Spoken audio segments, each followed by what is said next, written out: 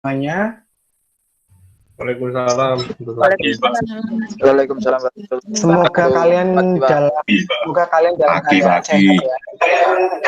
Dalam keadaan sehat dan bahagia. Nah, bahagia ini yang penting. Jadi pagi ini saya mau melakukan penlat ya. Penlat itu pendidikan dan pelatihan untuk KKN ya. Jadi semester ini itu sedikit berbeda ya. Karena KKN kalian semester ini itu adalah 1 semester karena Anda sudah transisi ke kurikulum Merdeka Belajar seperti itu. Nah, jadi apa yang harus kalian lakukan selama 1 semester ini akan saya beri pengarahannya saat ini. Nah, ini ya, saya share screen dulu. Ini sementara saya share screen dulu. Nanti kalau sudah selesai akan saya share PPT-nya ini ke grup ya, ke grup chat itu. Ya, kenapa saya kok milih pakai Google Chat itu? Karena ketika saya pakai Google Chat, seluruh file, misalkan kalian kirim proposal atau kirim apapun, itu datanya tidak akan hilang, akan tersimpan rapi di Google Drive. Itu alasannya. Begitu ya, sudah bisa melihat screen saya? Sudah ya? Nah, Bisa, Pak. Sudah, Pak. Oke, ini ya. Jadi ini kalian disuggest untuk follow ya. Nah, ini untuk follow channel YouTube ya ini. Mahasiswa dimotivasi untuk melakukan subscribe channel YouTube. YouTube itu ini ya, channel YouTube-nya ini, kemudian follow akun Instagram-nya itu ini. Nah, kemudian ini satu hal sebelum saya lebih lanjut lagi. Jadi nanti selama KKN ini kalian saya harapkan ya, kami harapkan dari pihak UNESA mengharapkan kalian menjadi orang yang ramah ke masyarakat yang Anda tempati di situ. Ya, kalau dulu waktu KKN-nya masih offline, itu kan kalian berbaur di masyarakat di situ. Cara yang paling mudah untuk berbaur di situ adalah kalian dengan misalkan nih yang cowok-cowok ikut sholat jamaah maghrib, isya seperti itu. Dari situ kan nanti kalian bisa saling ngobrol dengan masyarakat di situ. Ya, itu. Kemudian yang kedua, pastikan kalau kalian kumpul-kumpul, patuhi prokes. Saya tahu sih, kalian pasti kalau kumpul-kumpul karena terlalu excited ya, terlalu seneng gitu, kalian lupa nggak pakai masker. Terus foto-foto. Kalau bisa yang seperti itu dihindari ya, dihindari. Nanti kalian harus kalau misalkan kalian mau unggah untuk konten Instagram, untuk konten medsos kalian, pastikan yang bermasker ya. Jangan sampai tidak menggunakan masker. Nanti pasti Anda mendapat teguran dari kampus. Itu yang pertama. Kemudian yang kedua, nanti untuk lokasi LPPM, lokasi KKN itu nanti kita tentukan berdasarkan tempat yang terdekat dari kediaman kalian semua. Itulah kenapa saya tanya ke kalian rumahnya di mana saja. Ya, jadi nanti kita bisa tahu lokasi yang paling dekat dengan kalian semua. Ya misalkan kalau tidak terdekat pun yang saling menguntungkan untuk kalian semua itu gimana? Begitu. Karena kalian tidak dimungkinkan untuk menginap. Ya. Wong di kotanya sendiri kenapa kok harus nginep sih itu ya?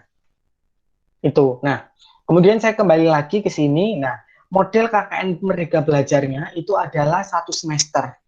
Ya. Kemudian tujuannya itu adalah meningkatkan taraf hidup masyarakat akibat dampak COVID-19. Ini ada berbagai cara. Yang pertama adalah proyek kemanusiaan, yang kedua kegiatan kewirausahaan, kemudian program proyek di desa, kemudian asistensi mengajar di satuan pendidikan, dan yang kelima adalah proyek independen. Jadi ini adalah proker-proker yang ditawarkan oleh UNESA, tema-tema yang ditawarkan oleh UNESA, yang nanti kalian bisa berdiskusi di kelompok ini, kalian mau mengambil yang mana. Nah, satu kelompok KKN hanya memilih salah satu tematik saja. Jadi Anda temanya itu tidak harus dipilih semua, salah satu aja, nanti tergantung di desa yang Anda pilih.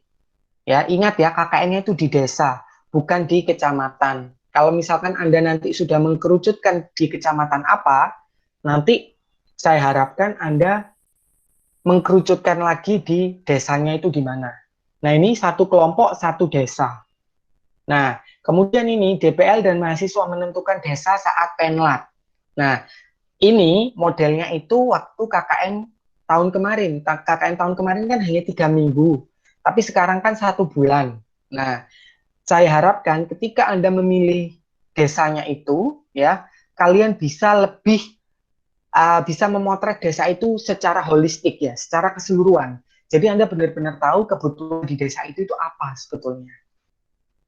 Nah, itu ya. Kemudian ini jadwalnya, ini tanggal pentingnya ya, TOT-nya yaitu kemarin ya, kemarin saya mendapatkan pengarahan dulu dari LPPM ya, itu kemarin. Kemudian nah ini Penlat 1 yaitu yang sekarang sedang kita lakukan. Kemudian nanti ada pemberangkatannya tanggal 23 Februari.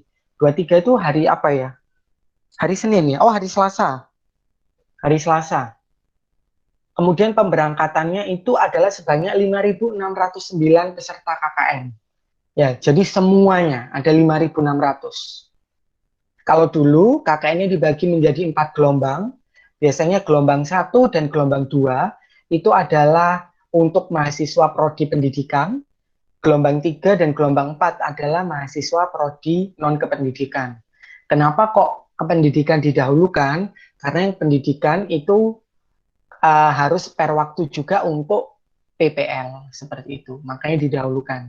Ya, sedangkan untuk yang non kependidikan dilaksanakan berbarengan ketika mahasiswa yang pendidikan itu melakukan PPL. Oke, kemudian nanti ada yang namanya supervisi KKN ya. Supervisi KKN itu tanggal 12 sampai 16 April 2021. Jadi nanti supervisinya nanti saya datang. Jadi nanti saya datang ke desa Anda, ke desa kalian. Kalian nanti milih desa mana, silahkan dikomunikasikan ke saya. Nanti supaya saya bisa istilahnya mamitkan ke Pak Lurahnya begitu, dan nanti saya akan melakukan supervisi. Ya, kemudian ada yang namanya Monef KKN, yaitu tanggal 24 sampai 25 Mei 2021. Yang melakukan itu adalah pejabatnya UNESA. Misalkan kelompok ini dianggap, oh program ini bagus, seperti itu. Bisa jadi nanti Anda akan dimonef oleh pejabat-pejabatnya UNESA. Kemudian nanti ada yang namanya seminar hasil KKN-nya, tanggal 14 Juni 2021. Itu. Nah, supervisinya ini tanggal 12 sampai 16 April, ini kalau saya tidak salah berarti benar ya, itu awal puasa. Nah, ini awal puasa. Kalau saya tidak salah, puasa itu tanggal 13 April. Kalau nggak salah, Muhammadiyah sudah mengeluarkan statement ya, bahwa 1 Ramadannya itu 13 April. Nah, kalau ini nanti supervisinya kan dijadwalkan UNESA tanggal tersebut. Nah, itu nanti bisa maju atau bisa mundur sesuai dengan kebutuhan. Nah, ini kan waktunya 12 sampai 16 itu kan hanya administratif saja. Jadi nanti mungkin itu kita bisa atur ya tanggalnya itu tanggalnya 12 sampai 16 itu kapan? Seperti itu. Kapannya? Kalau misalkan mau lebih awal pun juga bisa seperti itu. Ini ya, ini adalah tanggal pentingnya. Sampai di sini mungkin ada yang mau ditanyakan, silahkan. Atau sudah sementara ini masih jelas?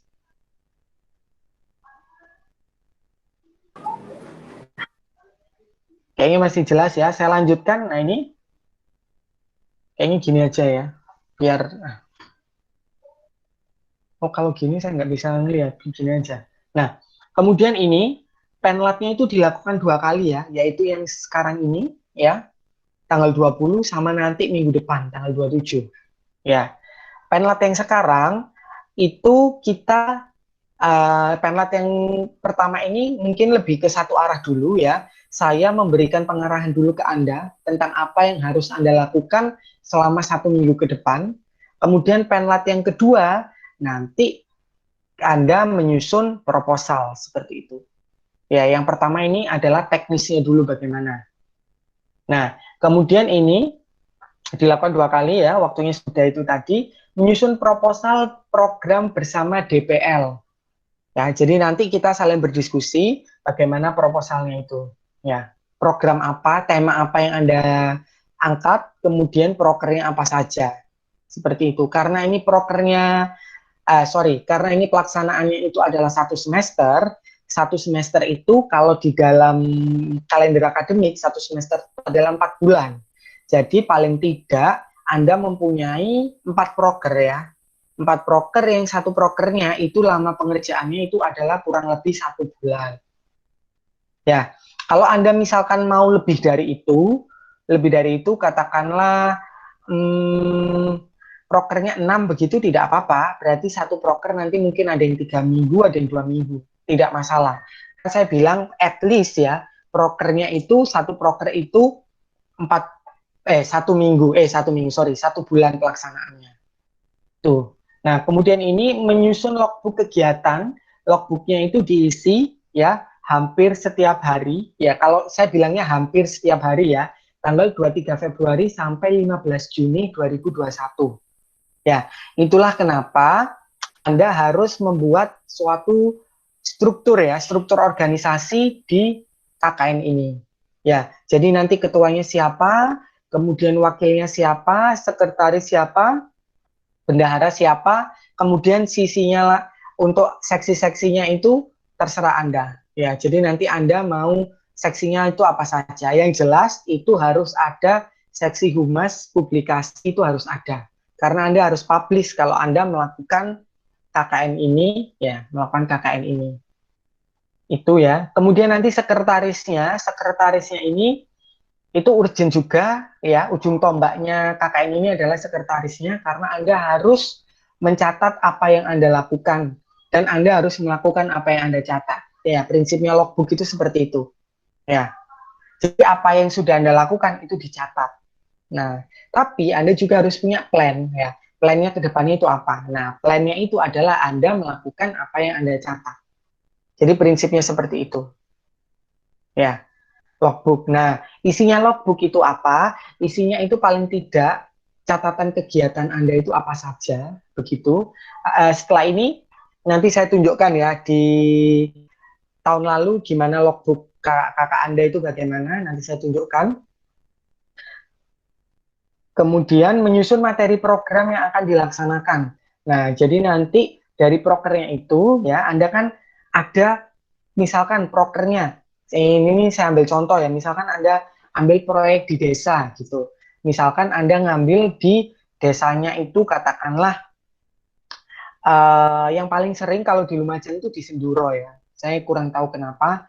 Yang paling sering itu di Senduro. Kalau tahun lalu itu KKN-nya itu di desa Senduronya. Anda tahu nggak di Balai Desa Senduronya tahu ya? Kalau mau ke Senduro, sebelum masuk ke Senduronya itu yang di kanan jalan tuh, di jalan yang naik itu kanan jalan di situ. Ya, kalau tahun lalu itu di situ. Misalkan programnya itu proyek di desa.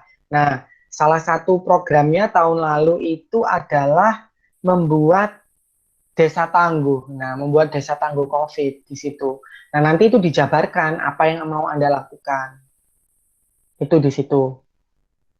Kemudian nanti ada revisi proposal, ya. Revisi proposalnya itu setelah penlat kedua. Itu Anda harus merevisi proposalnya. Nah, proposal dikumpulkan pada penlat kedua dan diunggah ke SIM KKN. Nah, penlatnya itu kan tanggal 27 sebentar. Kalender saya tanggal 27 itu hari Sabtu depan. Berarti paling tidak nanti selama 3 hari ke depan, saya harapkan Anda berdiskusi, atau kalau 3 hari itu, kalau 3 hari itu terlalu lama, mungkin besok kalian bisa seharian gitu diskusi ya dengan kelompoknya. Satu kelompok ini nanti berdiskusi, Anda mau mengambil di desa mana dan proyeknya mau mengambil apa. Nah, kemudian yang terakhir ini, mahasiswa menerima topi KKN, spanduk dan umbul-umbul. Pendistribusiannya masih dipikirkan, enggak, ini pakai slide yang tahun lalu ini. Tahun lalu juga seperti ini. Nanti topi KKN dan lain-lainnya itu nanti biasanya di drop per kabupaten. Misalkan nanti di Lumajang, nanti mau di drop di rumahnya siapa begitu, dikirim ke siapa, nanti Anda yang mendistribusikan. Gitu. Ya. Sekarang saya tanya, ketuanya siapa di sini? Adit ya? Adit, Pak. Loh, ya, Pak. enggak. ini saya nanya ini sudah dibentuk atau belum? Belum. Sudah, Cuma Pak. ketuanya siapa? Adit ketuanya, Pak. Oh, Adit ketuanya. Oke, wakilnya siapa wakilnya? Nah ini belum, Pak. Oh, belum. Sudah, Iya. nanti berarti setelah ini Anda harus buat itu ya, struktur organisasinya itu bagaimana. Nah, kemudian ini penerimaan mahasiswa ya. Penerimaan mahasiswa itu adalah waktu di mana Anda memulai KKN. Maksudnya penerimaan mahasiswa ini adalah penerimaan mahasiswa oleh desa. Nah, tahun lalu kebetulan saya menjadi DPL-nya itu nggak di Lumajang, tapi saya melakukan supervisinya itu di Lumajang. Nah, tahun lalu saya itu uh, menjadi DPL di Ponorogo, jauh banget ya, padahal waktu itu posisi saya di Lumajang loh itu. Nah, kalau di Ponorogo tahun lalu prokernya itu adalah proyek di desa. Ya, proyek di desa dua-duanya. Ada dua kelompok. Proyek yang pertama itu adalah menggali potensi wisata di kabupaten di kecamatan apa begitu saya lupa. Ya. Salah satunya itu adalah di desa tertentu, aduh nama desanya itu apa ya? Katakanlah di desa A begitu ya. Potensi wisatanya itu adalah para layang. Nah, para layangnya di situ itu belum terlalu dikenal. Nah, jadi program mereka adalah mempromosikan wisata para layang sebagai pariwisata unggulan di desa A begitu. Nah, prokernya kegiatannya itu adalah menurunkan dari situ.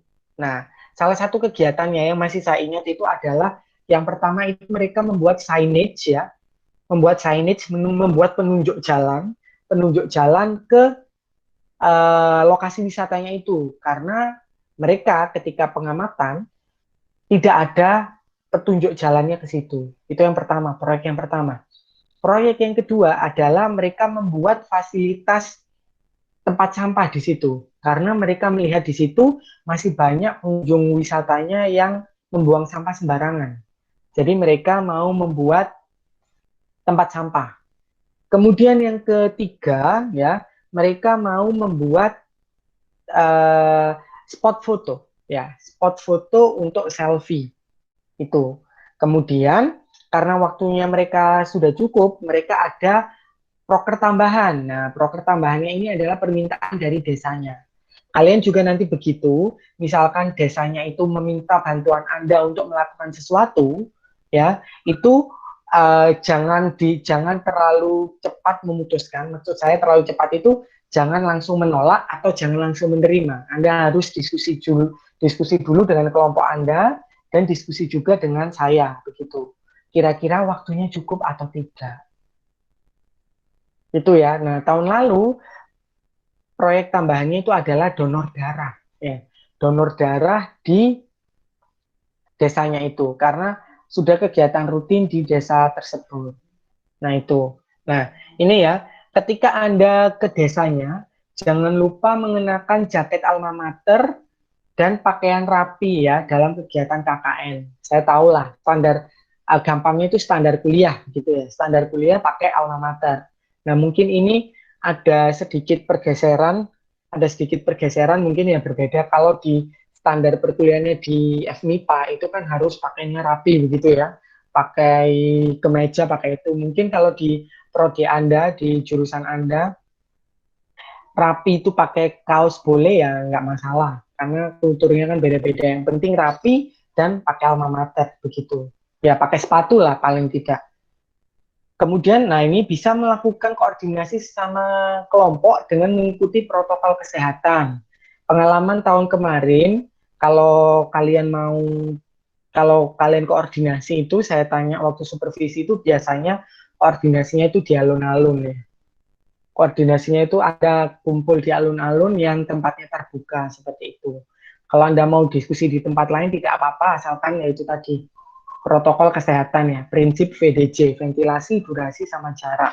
Ya, kalau di tempat tertutup itu pastikan Anda apa namanya tidak terlalu lama ya. Kalau di tempat tertutup itu yang ber-AC itu 15 menit ya, 15 menit itu paling lama dan memakai masker dan saling menjaga jarak. Prinsip VDJ itu.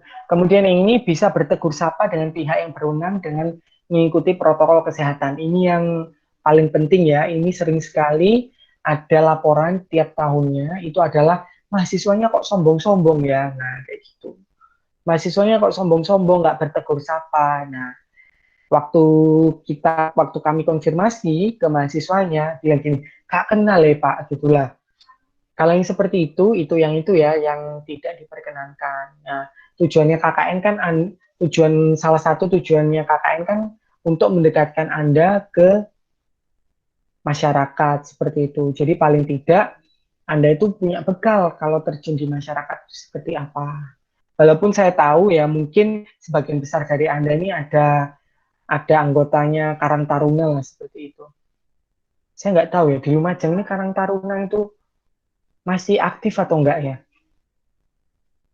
Aktif tak di RW Masih, saya. Ya, masih ada ya.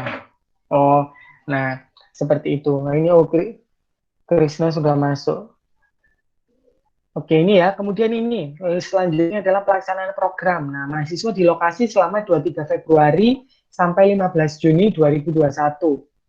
Ya, jelas ya. Sekarang saya tanya ke kalian.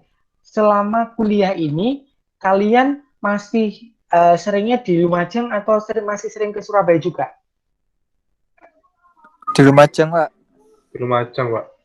Di Lumajang. Yang lainnya bagaimana? Lumajang enggak? Pernah nggak ke Surabaya? Nggak pernah. Nggak pernah sama sekali. Saya pernah, Pak. Pernah. Terus ini yang lainnya, Yogi, Fitri, Wilda, Tessa, masih pernah ke Surabaya nggak? Nggak pernah, Pak. Pernah, Pak. Nggak pernah, Pak. Nggak pernah sama sekali. Oke, berarti saya bisa pastikan bahwa Anda sering di Lumajang ya kalau begitu ya. Oke. Kemudian ini mahasiswa melakukan koordinasi dengan Kades, staf dan tokoh masyarakat untuk menyampaikan program dengan memperhatikan tata krama dan protokol kesehatan. Nah, ini biasanya bisa saya pastikan ketika nanti Anda di desa ya, Anda harus ke balai desanya dulu toh. Ya. Nanti ketika di balai desa, Anda pasti berhubungan dengan Pak Kades atau Pak Sekdes. Itu ya. Nah, yang paling sering biasanya dengan Pak Sekdes, sekretaris desanya. Biasanya Pak Kadesnya itu sering mobile begitu ya, sering tidak di tempat. Yang sering di tempat itu adalah Pak Sekdesnya. Ini nanti yang pasti Anda temui. Nah, kemudian tokoh masyarakatnya itu biasanya nanti ketika Anda menyampaikan programnya, biasanya Pak Sekdesnya bilang, "Oh, sampean nang Pak Iki Mas." Nah, kayak gitu ya. Berarti Anda menghubungi Bapak itu atau Ibu itu untuk melaksanakan program yang Anda susun. Nah, ini ya. Kemudian mahasiswa melaksanakan program dan mengunggah logbook. Nah, ini yang saya cerita ke kalian ya. Logbook dan foto kegiatan SIM KKN setiap hari. Kuncinya di sini adalah ojo males gitu ya. Paling tidak Anda setiap hari harus mengisi. Ya. Nah, saran saya supaya kalian merasakan cara mengunggahnya itu bagaimana. Nah, ini nyambung dengan yang poin keempat, setiap kelompok akan diberi nomor akun untuk masuk ke SIM KKN. Biasanya yang dapat akun itu adalah ketuanya. Nah, nanti ketuanya, Adit, nanti bagi nomornya itu, bagi nomor sama passwordnya, ID sama passwordnya ke teman-temannya ya. Jadi nanti paling tidak setiap hari itu tanggung jawabnya siapa. Nanti Anda istilahnya piket gilir gitu ya. Hari ini siapa, besok siapa, ya itu siapa kayak gitu. Ya. Nah, ini paling tidak setiap hari. Ini itu ya mahasiswa melaksanakan program dan mengunggah logbook dan foto kegiatan. Wah, ini kok nggak enak ya. Logbook dan foto kegiatan. Ingat penghubungnya itu dan ya. Berarti kalau dan kedua-duanya itu harus ada. Harus ada foto kegiatan dan harus ada logbooknya itu bagaimana. Nah, ini nanti akan saya konfirmasi lagi karena kalau dulu setiap 3 minggu, selama 3 minggu itu kalian harus setiap hari karena cuma 3 minggu lah ini 1 semester. Ya, Kalau setiap hari itu bagaimana? Ini nanti akan saya konfirmasi lagi. Apa tidak harus setiap hari atau bagaimana? Begitu ya. Sementara ini untuk jaga-jaga kalian, paling tidak kalian setiap hari ada catatannya, gitu. Nah, ini tugasnya sekretaris ya, bagaimana? Nah, kemudian kalau tidak ada foto kegiatan bagaimana? Tidak apa-apa. Misalkan Anda koordinasi, begitu ya. Koordinasi lewat chat, begitu, lewat Google Chat, lewat WA, itu yang di screenshot boleh.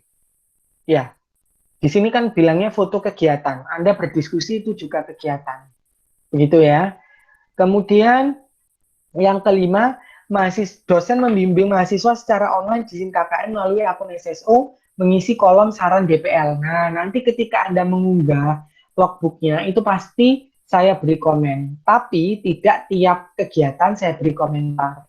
Begitu. Jadi nanti saya akan komunikasikan ke Anda, ini kegiatan tanggal ini saya beri komentar, silakan dibaca. Seperti itu. Ya, kemudian karena ini kita sama-sama satu daerah ya, sama-sama satu daerah, dimungkinkan juga bimbingan offline dengan memperhatikan protokol kesehatan, seperti itu. Kemudian yang terakhir, poin terakhir untuk pelaksanaan program, mahasiswa melaksanakan program sesuai program yang telah disusun bersama DPL. Itu. Oke, sampai di sini ada pertanyaan mungkin mengenai pelaksanaan programnya? Ada pertanyaan? Saya mau bertanya, Pak. Silakan, Erik. Untuk yang asistensi mengajar di satuan pendidikan itu, apakah kita membuat proker yang kita tawarkan ke sekolah atau kita mengikuti sistem pembelajaran di sekolah dan hanya membantu guru saja, Pak? Nah, ini oke, pertanyaan bagus, Erik. Nah, ini yang akan saya jabarkan setelah ini ya. Oke, terima kasih. Disimpan dulu ya, Erit ya. Saya simpan dulu pertanyaannya ya untuk yang asisten mengajar ya. Oke. Ya, Pak. Yang lainnya mungkin ada yang mau ditanyakan, silakan. Mengenai pelaksanaannya, sudah jelas atau belum?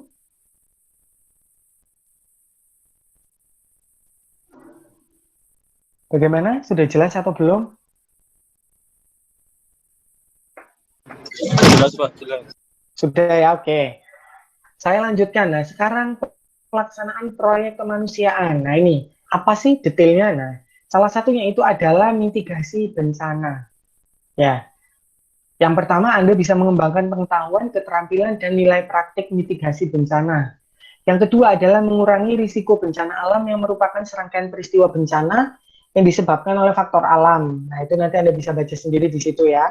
Kemudian yang terakhir yaitu mengurangi risiko bencana sosial, merupakan suatu bencana, mengurangi risiko bencana sosial. Nah, di sini dijelaskan, bencana sosial itu adalah bencana yang diakibatkan oleh manusia, seperti konflik sosial, penyakit masyarakat, dan teror. Saya rasa yang bencana sosial di Lumajang nggak ada ya. Yang teror gitu apa? Teror apa? Kemudian yang mitigasi bencana itu nggak tahu apa yang Semeru itu masih terdampak atau bagaimana. Ini nanti pinter-pinternya Anda dan cermat-cermatnya Anda untuk memotret ya. Ini yang proyek kemanusiaan. Sudah jelas? Saya lanjutkan dulu ya. Ini ada yang namanya patologi sosial. Ya, ini mungkin Erit ini yang jurusannya BK atau psikologi ini bisa lebih paham ya patologi sosial itu bagaimana. Nah, salah satu contohnya apa itu patologi sosial, yaitu mengembangkan pengetahuan, keterampilan mendeteksi penyakit sosial dan melakukan sosialisasi dampak dan bahaya penyakit sosial. Ya, apa kajiannya, apa cakupannya? Yang pertama yaitu psychological variable, yaitu sifat membantah, susah diatur, atau merasa kurang dihargai. Atau jangan-jangan kalian ada yang seperti ini ya, sifat suka membantah, susah diatur, dan merasa kurang dihargai. Nah, itu ya, enggak, saya bercanda. Kemudian ada school performance, yaitu anak yang bermasalah di sekolah dengan tingkah lakunya, yaitu bolosan, gitu ya. Kalau bahasa saya dulu waktu SMP itu namanya mosang ya, mulai nyangsang gitu ya. Bolos maksudnya. Kemudian ada home adjustment, yaitu kurang interaksi antara orang tua dan saudara, kurang disiplin dalam pengawasan dan kabur dari rumah. ya, alias minggat gitu ya. Kemudian drugs and alcohol use. Kemudian ada neighborhood. Kemudian ada social adjustment of peers ya. Ini adalah patologi sosial. Nanti kalian bisa baca slide-nya. Ya, ini ya. Saya hanya menunjukkan poin-poinnya. Ini ada pelayanan sosial, kemudian ada human interest. Nah, itu bagaimana? Ini human interest ini kayaknya mungkin Erit bisa, yang BK siapa, Erit ya kalau nggak salah ya. Bisa membaca, bisa memotret lebih detail nanti. Ini Oke, ada Mbak. women interest ya, ada women interest, kajian wanita begitu. Itu bagaimana? Kemudian ada kegiatan kewirausahaan ya. Nah, ini kewirausahaan tujuannya itu meningkatkan pemahaman terhadap pemberdayaan sumber daya yang ada di lingkungan sehingga dapat memberikan nilai tambah untuk perekonomian masyarakat.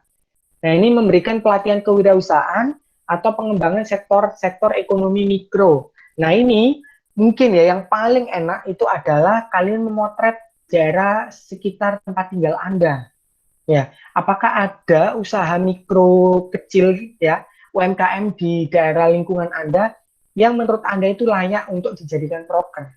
Ya, mungkin itu bisa.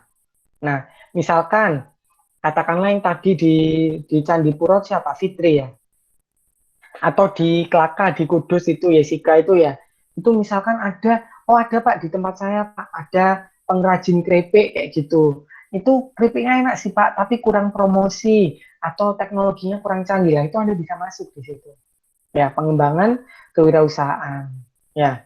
Kemudian misalkan lagi kalau nggak di situ, Anda melihat di tempat lain, oh di dekat rumahnya saya, di dekat rumah saudara saya Pak, katakanlah di Kali PP, itu ada kampung penjahit kayak gitu. Itu sebetulnya bagus Pak, tapi kurang dilirik kayak gitu. Nah itu bisa, Anda bisa masuk di situ. Ya, itu yang kegiatan kewirausahaan. Nah, nah ini kalau bisa ya, Anda bisa, kalau bisa, bukan kalau bisa ya, memang Anda sebaiknya disarankan untuk membuat website untuk suatu desa. Laman ini dapat memunculkan berbagai produk unggulan dari desa lokasi KKN. Nah, laman desanya ini coba kalian koordinasikan ya, koordinasikan dengan Pak Kadesnya. Apakah sudah dapat website resmi dari lumajangkap.go.id. Nah, itu didiskusikan. Kalau misalkan tidak ada, berarti nanti Anda bisa membuat blog gitu ya. Nanti Anda ajari Karang Tarunanya atau siapa di situ untuk mengelola blog tersebut. Nah, produk yang sudah unggul bisa dimasukkan ke sejumlah loka pasar atau marketplace di Indonesia. Mungkin nanti Anda bisa melakukan pendampingan untuk membuatkan akun Shopee atau akun Tokopedia seperti itu. Dan ngajari gimana sih cara menjual di situ itu bagaimana. Ya, kalau saya tidak salah di sini ada yang dari seni rupa juga ya. Siapa? Rio atau siapa tadi ya? Adi Pak, Adi seni rupa. Adi ya, itu dari seni rupa itu nanti bisa dimanfaatkan ya untuk kalau mau buat marketplace-nya itu bagaimana. Tuh, nah ini selain itu diharapkan akan terbentuk forum-forum kewirausahaan di tingkat desa, kecamatan, dan kabupaten. Nah ini juga nanti kalian meskipun di desa tidak menutup kemungkinan kalian harus komunikasi juga ya dengan katakanlah dinas operasi dan UMKM di kabupaten itu bagaimana. Ya, ini Anda jeli atau tidak memotretnya ini nanti ya. Nah, diharapkan dengan kejelian Anda untuk memotret suatu masalah itu bisa menjadi bekal Anda untuk menyusun skripsi ke depannya. Oke, kemudian itu kegiatan kewirausahaan, kemudian ini laporannya itu bagaimana? Laporannya dituangkan dalam bentuk file PDF dan Microsoft Word ya. Jadi nanti yang dikirim, yang diunggah ke SIM KKN itu yang PDF, kemudian Microsoft Word-nya nanti dikirim ke saya. Nanti akan saya tembusi ke LPPM atau Anda nanti ngirim ke LPPM kemudian di-CC ke saya ya. Nah, laporan disertai foto-foto kegiatan yang bagus. Nah, bagusnya ini menurut definisi LPPM itu adalah Anda memakai atribut UNESA, jaket alma mater atau topi, dan tambah lagi adalah masker dan menjaga jarak, gitu ya. Nah, ini laporan disusun sebelum mahasiswa melakukan seminar hasil Jadi sebelum seminar hasil, Anda harus mengumpulkan laporan dulu, kemudian laporan ditandatangani oleh Kades dan DPL. Nah, ini saran saya, nah ini ya, ini untuk Anda ke depannya, kalau Anda mau meminta tanda tangan dosen, ya, misalkan Anda mau minta lembar pengesahan, Anda harus tanda tangan dulu. Baru setelah itu ke dosennya, baru setelah itu naik, misalkan mau ke WD3 atau ke Kajur, ke WD3 atau ke dekan. Nah, syaratnya itu seperti itu. Jangan sampai Anda minta tanda tangan dosen, Anda belum tanda tangan. Nah, beberapa dosen ada yang tersinggung dengan seperti itu, ya. Tapi kalau saya tidak tersinggung, tapi saya beritahu ke Anda, ya, karena karakter orang kan berbeda-beda ya. Mungkin Anda tidak tanda tangan dulu itu mungkin Anda tidak tahu atau apa kan, ya itu juga saya juga tidak tahu ya. Tapi saya anggap itu murni ketidaktahuan mahasiswa, ya. Itu ya, Anda ingat-ingat itu ya. Kemudian, nah, lampiran laporan berupa logbook dan daftar hadir. Daftar hadir ini adalah nanti Anda buat kayak absen begitu ya. Anda buat absen, absennya itu biasanya sih absennya harian. Tapi kalau harian Anda boros kertas nanti ya, boros kertas. Jadi nanti Anda buat katakanlah mingguan begitu ya. Satu HVS begitu, Anda buat landscape begitu, nanti tanggal berapa gitu nanti tanda tangan seperti itu. Ya, secukupnya aja. Kalau misalkan satu HVS itu cukup 2 minggu, satu halaman itu cukup 2 minggu ya nggak apa-apa 2 minggu. Ya, itu kemudian laporan dalam bentuk Microsoft Word dikirim ke kknpm.unesa@gmail.com ya, yang tadi saya bilang itu ya, dan di CC ke saya ya, di CC ke email saya. Kemudian ini sistematika proposal, yaitu ada pendahuluan ya berisi tentang analisis situasi. Nah, ini yang saya bilang ke Anda. Yang saya bilang ke Anda harus tahu potensi desa yang melatari program. Yang paling enak itu adalah sebelum Anda melihat yang di tempat yang nun jauh di sana, Anda lihat desa tempat Anda tinggal itu bagaimana. Ya, kalau Adit, lihat di Totrunang tuh gimana Adit ya. Kemudian kalau yang di lainnya juga, itu Anda lihat juga bagaimana di desanya. Anda harus melihat di situ. Kemudian masalah yang dihadapi itu apa? Kemudian rencana pemecahan masalahnya itu bagaimana? Utamanya apa? Tambahannya apa? Kemudian rencana pelaksanaan kegiatannya itu bagaimana? Kemudian personalianya itu bagaimana? Ya, yang tadi saya bilang strukturnya itulah bagaimana. Kemudian lampirannya Anda menguraikan materi program utamanya itu bagaimana. Begitu ya. Kemudian laporannya, nah, laporannya itu diganti, yang awalnya rencana itu diganti hasil. Nah, kita lihat di sini. Nah, potensi pendahuluannya itu tetap ya, potensi desanya bagaimana. Nah, ini salah, ini laporan kok rencana. Hasil programnya bagaimana ya? Hasilnya bagaimana? Apa yang bisa dilakukan? Oh, sorry, rencananya di bab 2, betul. Jadi yang dari proposal ya, dari proposal rencananya Anda di sini, Anda tambahi kegiatannya bagaimana. Jadi hasil kegiatannya itu menjawab apakah yang Anda rencanakan itu direalisasikan atau tidak. Kemudian ditambahi kesimpulan, simpulan, dan sarannya bagaimana. Misalkan sarannya, Anda rasa program Anda itu masih bisa dilanjutkan ke depannya. Nah, berarti Anda bisa melihat di situ. Anda bisa melihat nanti bagaimana proyeksi ke depannya, apakah bisa dilanjutkan atau tidak. Nah, berkaca dari sini, Anda juga bisa melihat hasil KKN Anda, KKN kakak kelas Anda tahun 2017 kemarin. Ya, angkatan 2017 kemarin itu bagaimana? Apakah mungkin dilanjutkan atau Anda memilih untuk ke tempat yang baru seperti itu. Nah, ini daftar pustaka sama daftar lampiran. Kemudian ini seminar hasil KKN-nya itu bagaimana?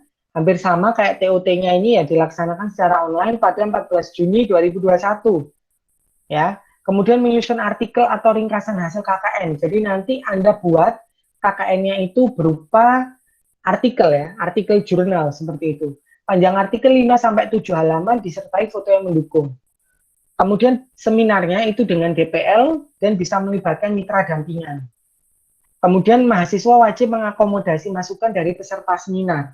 Ya, karena ini daring, paling peserta seminarnya itu ya kalian sendiri atau kelompok lain ya, kelompok lain dari Lumajang itu bisa jadi peserta seminarnya juga.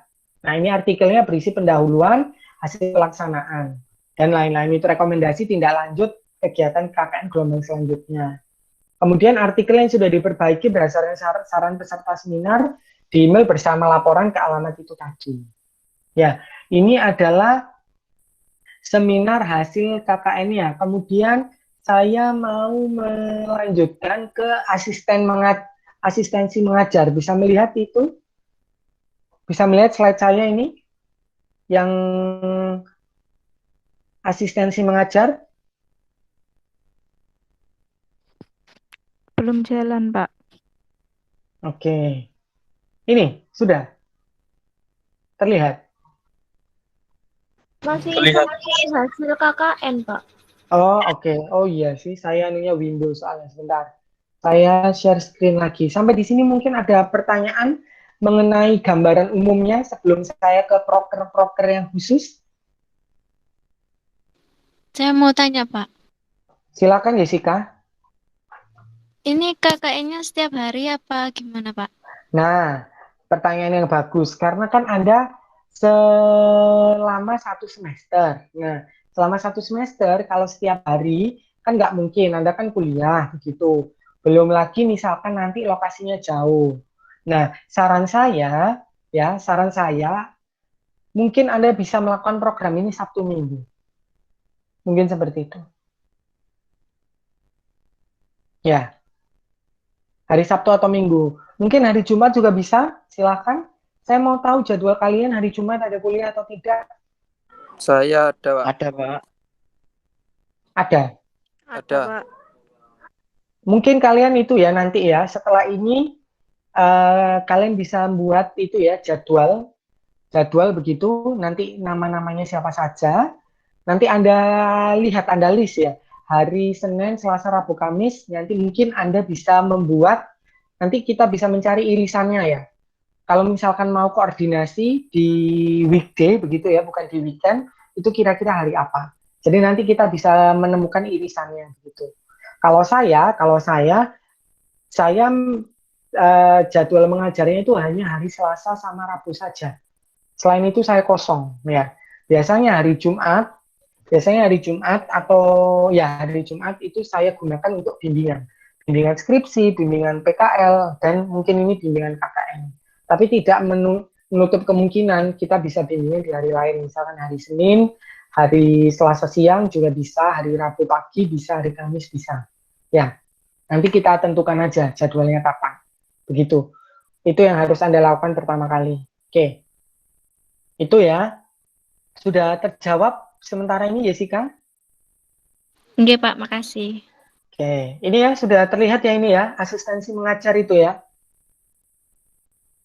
Nah, Sudah, sekarang Pak. ini bagaimana rasionalisasinya program ini sih? Ya. Karena Anda tahu kan ya, kita sekarang karena instruksinya Mas Menteri harus melakukan yang namanya MBKM ya, singkatan dari Merdeka Belajar Kampus Merdeka. Nah, dengan melaksanakan ini, kalian semua mempunyai hak belajar 3 semester di luar program studi. Ya. Nah, bagaimana hak belajar di luar program studi 3 semester itu? Nah, ini di breakdown lagi, yaitu ada 1 semester mata kuliah di luar prodi dan 2 semester aktivitas pembelajaran di luar PT atau di luar UNESA. Nah, 2 semester ini nanti itu ada di breakdown lagi, ada magang atau praktik kerja atau PKL begitu ya untuk yang non-div. Kemudian ada KKNT. Ya, KKNT itu singkatan kuliah kerja nyata tematik atau bentuk lain, misal mengajar di satuan pendidikan dan desa. Ya. Nah, dari sini mengajar di desa itu yang akan kita tarik ke asistensi mengajar. Nah, itu ya, memfasilitasi mahasiswa mengajar pengetahuan atau keterampilan sesuai latar belakang keilmuan di luar pengajaran formal. Kemudian dapat dilakukan di organisasi, yayasan maupun desa. Nah, ini tujuan dan ruang lingkupnya. yaitu memberikan pedoman praktis bagi mahasiswa UNESA yang memilih pengalaman belajar di luar kampus dalam bentuk mengajar di satuan pendidikan dan di desa. Nah ini ya, mengajar di satuan pendidikan dan di desa harus sesuai dengan tingkat sarjana. Mahasiswa harus terlibat dalam mekanisme program mengajar di satuan pendidikan dan di desa satuan pendidikan dan di desa hingga pembuatan laporan akhir kegiatan atau presentasi hasil KKN. Produk hasil mengajar di satuan pendidikan dan di desa dapat berupa artikel jurnal, rekomendasi temuan untuk tindak lanjut ke Dinas Pendidikan, Dinas Sosial, BKKBN maupun produk atau penghargaan lain. Nah ini capaian pembelajaran khususnya, nanti bisa Anda baca sendiri ya, saya yang ini kegiatannya. Bagaimana sih kegiatan mengajar di satuan pendidikan? Ya, yang pertama itu adalah membantu mengajar di satuan pendidikan. Kemudian yang kedua membantu membuat media pembelajaran. Yang ketiga membantu manajemen persekolahan. Ya, bedakan dengan PPL ya, PLP ya. Pengalaman lapangan persekolahan ya itu. Bedakan dengan PLP ya. Kalau PLP Anda adalah yang mengajar.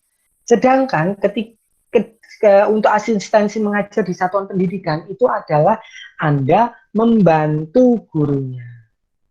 Membantu guru di satuan pendidikan yang misalkan Anda tunjuk begitu. Nah, misalkan gurunya meminta Anda meminta bantuan Anda untuk mengajar, ya sudah Anda dibantu. Ya, misalkan, oh nggak usah ngajar wis mas gitu.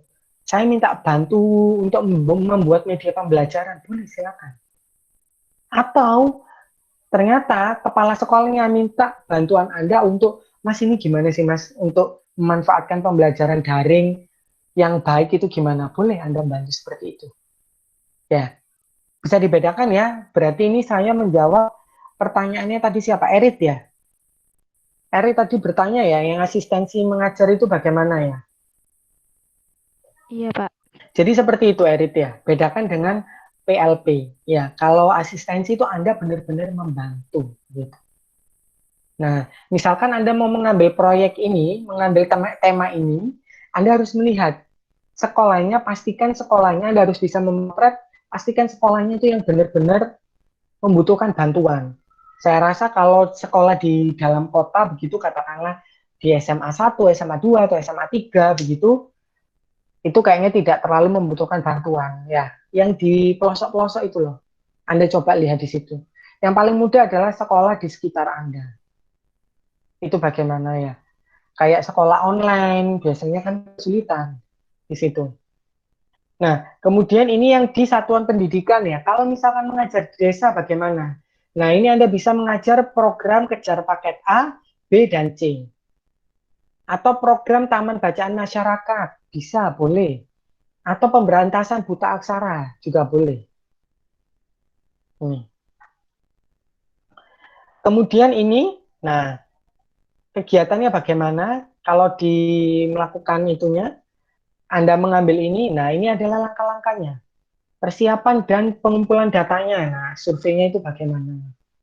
Ini nanti Anda bisa membaca sendiri ya, untuk mempersingkat waktu. Nah ini kalau proyek di desa merupakan salah satu bentuk KKN yang dituangkan dalam proyek-proyek sosial untuk membantu masyarakat di pedesaan ataupun daerah terpencil, baik proyek fisik ataupun non-fisik. Nah, kegiatan KKN ini dilaksanakan dengan bekerja sama dengan aparatur desa, BUMDes ya, Badan Usaha Milik Desa ya, BUMDes maksudnya, koperasi desa dan organisasi desa lainnya. KKN proyek desa ini tujuannya itu untuk membantu desa mewujudkan kemandirian desa sebagai solusi masa depan yang semakin kreatif, inovatif, dan kompetitif. Nah ini tujuannya ya, tujuannya itu yang tadi kita kembali lagi ke MBKM itu pemenuhan hak belajar 3 semester di luar program studi untuk meningkatkan kemampuan soft skill Anda. Ya. Kemudian kehadiran mahasiswa selama 4 bulan dapat memberikan kesempatan kepada mahasiswa untuk memanfaatkan ilmu pengetahuan, teknologi, dan keterampilan yang dimilikinya. Nah, ruang lingkupnya ini adalah pengembangan kapasitas kelompok bidang lingkungan hidup, kemudian pengembangan kapasitas kelompok bidang ekonomi, kemudian pengembangan kapasitas kelompok bidang sosial budaya. Yang keempat, pemetaan sumber daya manusia dan sumber daya alam. Atau yang kelima, membantu mewujudkan manajemen administrasi desa. Nah, seperti itu ya, yang asistensi dan proyek di desa.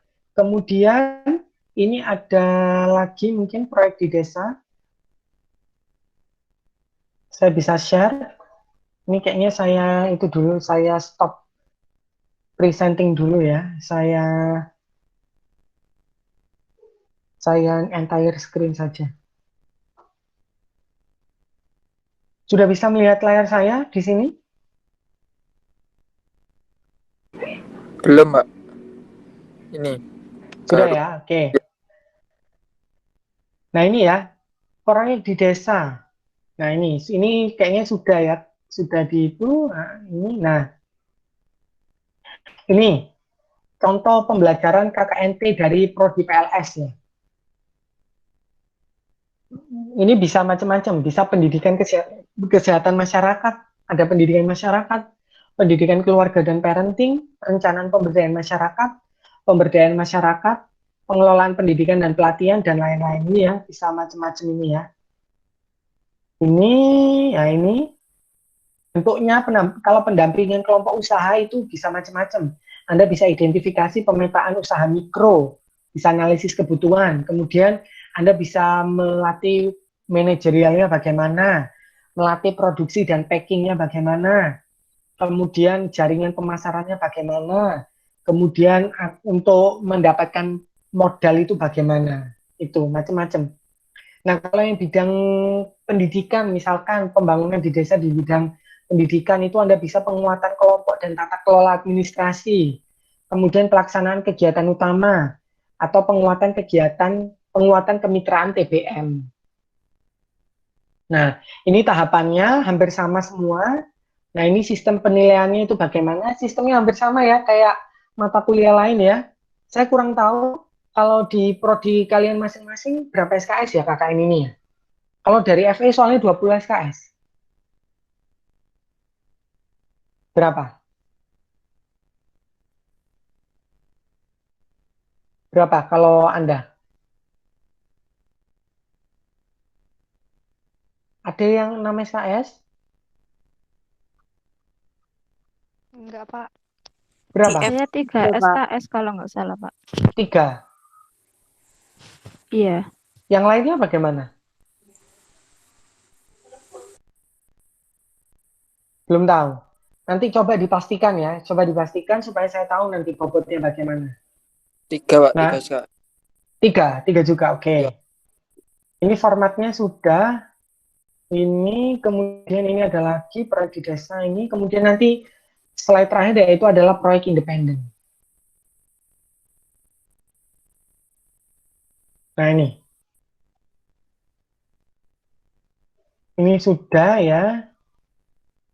Ini kayaknya hampir sama ya. Nah, ini kalau yang proyek independen itu berarti nanti Anda mengembangkan suatu proyek. Nah ini, alurnya proyek independen itu. Jadi nanti, bukan ini sebentar. Yang proyek independen, jadi di desa itu Anda bisa melakukan proyek independen. Apa proyek independen? Jadi Anda menawarkan, Anda punya programnya itu Anda tawarkan ke desanya itu. Sebentar ini ya.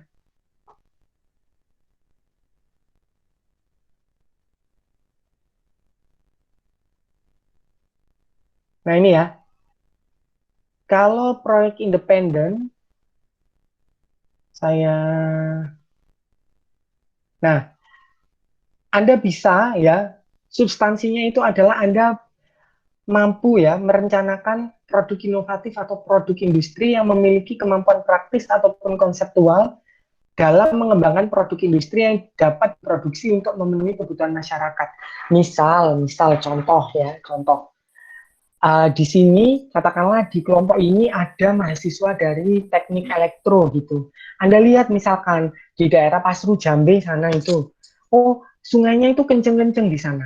Anda bisa, ini kayaknya sungainya itu bisa dijadikan untuk pembangkit listrik gitu. Anda bisa merencanakan proyek untuk membangkit listrik, untuk membentuk pembangkit listrik bukan pribadi, swadayanya masyarakat begitu, untuk pemenuhan kebutuhan listrik di sana juga. Ya, Anda bisa menyusun seperti itu. Ya, terus nanti Anda tawarkan ke desa, misalkan desanya setuju, Anda melaksanakan proyek itu. Itu gampangnya pelaksanaan proyek itu seperti itu. Sorry, proyek independen.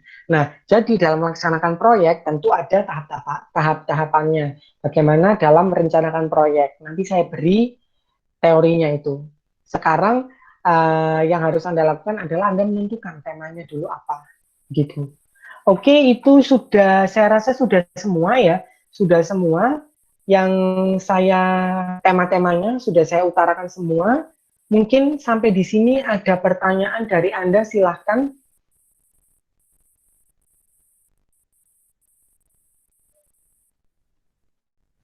Silahkan lo langsung hening semua ini. Ada pertanyaan? Ini kalian masih sama saya kan? Nggak itu kan? Nggak disconnect kan? Masih, Pak. Oke. Bagaimana, ada pertanyaan? Silahkan. Masih belum, Pak. Belum? Bingung ya? Iya, Bingung Pak. kah? Bingung kah? Tahu nggak Anda? Kalau misalkan Anda bingung ya, Anda ketika habis dikasih tahu, Anda habis belajar sesuatu, Anda bingung, itu berarti tanda bahwa Anda sedang memproses informasi tersebut. Nah, beberapa orang dalam memprosesnya itu ada yang membutuhkan waktu sedikit lebih lama daripada orang yang lain. Tidak apa-apa. Bingung berarti salah satu indikasi bahwa Anda memproses informasi ini. Gitu. Ya. Kemudian yang perlu saya sampaikan lagi, nah, dalam KKN ini Anda kan membutuhkan dana. Nah, kalau bisa Anda tidak usah mengeluarkan dana. Nah, bagaimana cara memperoleh pendanaan? Anda cari dana CSR perusahaan-perusahaan. Ya. Jadi perusahaan itu pasti punya dana CSR. CSR itu adalah Community Social Responsibility. Jadi perusahaan itu punya tanggung jawab untuk memberdayakan masyarakat di sekitar perusahaan tersebut. Ya. Jadi kalian supaya tidak mengeluarkan dana, atau kalau mengeluarkan dana itu sedikit ya, caranya itu adalah Anda kirim proposal ke perusahaan. Anda kirim proposal untuk mengajukan dana untuk KKN. Nah, bagaimana itu? Nanti Anda sasarlah ke dana CSR-nya perusahaan-perusahaan yang ada di Indonesia. Ya, kalau bisa yang ada di Lumajang sih nggak apa-apa. Misalkan kalau di Lumajang Anda bisa ada pabrik apa di sini, katakanlah pabriknya itu ya, pabrik kayunya Kajising, itu Anda bisa mengajukan proposal di situ, bisa, sangat bisa sekali. Siapa tahu Anda dapat, kan lumayan misalnya Anda dapat. Atau Anda kalau misalkan nggak di situ, Anda di proposal pabrik yang lain juga bisa. Ya, minta dana CSR-nya. Bisa seperti itu. Ya, itu yang Anda harus pikirkan juga. Ya, jadi nanti saran saya, Anda mikir proposal untuk KKN ini bagaimana, dan yang kedua Anda mikir proposal untuk memperoleh pendanaan, ya, pendanaan untuk proyek Anda ini, begitu. Begitu ya, ada yang ditanyakan?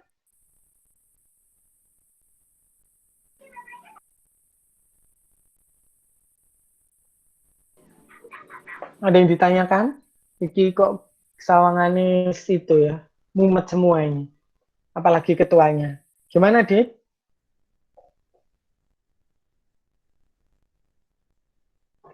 Nggak mumet kan?